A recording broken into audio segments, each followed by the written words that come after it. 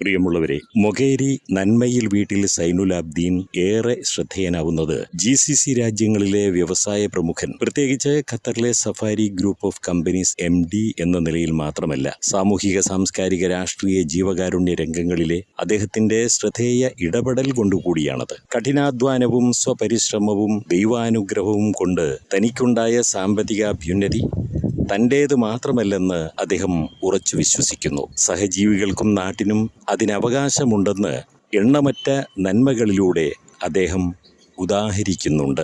അവിടെ ജാതിമത വേർതിരിവുകളില്ല, പക്ഷഭേദമില്ല, രാഷ്ട്രീയ ഭേദമില്ല.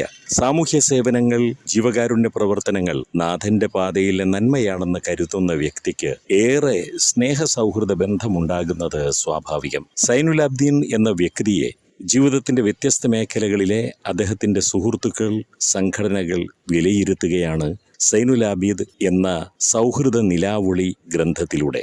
ഫെബ്രുവരി 20 വൈകുന്നേരം 4 മണിക്ക് കോഴിക്കോട് പുതിയ ബസ് സ്റ്റാൻഡിന് സമീപമുള്ള കാലിക്കറ്റ് ടവർ ഓഡിറ്റോറിയത്തിൽ ചേരുന്ന സൗഹൃദ സംഗമത്തിൽ പ്രസ്തുത പുസ്തക പ്രകാശനം നടക്കുകയാണ്.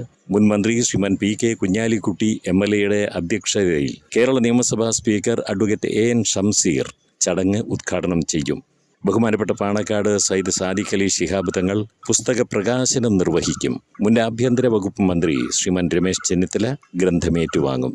സമസ്ത കേരള ജമിയത്തുൽ ഉലമ പ്രസിഡന്റ് സയ്യിദ് മുഹമ്മദ് ജിഫ്രി മുത്തുക്കോയ തങ്ങൾ മുഖ്യാതിഥിയാവുന്ന യോഗത്തിൽ MPമാർ, MLAമാർ, വിവിധ രാഷ്ട്രീയ കക്ഷികളുടെ സമുന്നത നേതാക്കൾ, സാമൂഹ്യ പ്രവർത്തകർ, ദേശവിദേശങ്ങളിൽ നിന്നുള്ള സുഹൃത്തുക്കൾ, ബന്ധുക്കൾ തുടങ്ങിയവരൊക്കെ സംബന്ധിക്കുന്നുണ്ട്. പരിപാടിക്ക് താങ്കളുടെ സാന്നിധ്യവും വിനയപൂർവ്വം ക്ഷണിക്കുകയാണ്. നന്മയ്ക്കൊപ്പം നിൽക്കുക, സ്നേഹത്തണലിനെ പ്രോത്സാഹിപ്പിക്കുക എന്നത് നമ്മുടെ കടമ കൂടിയാണല്ലോ.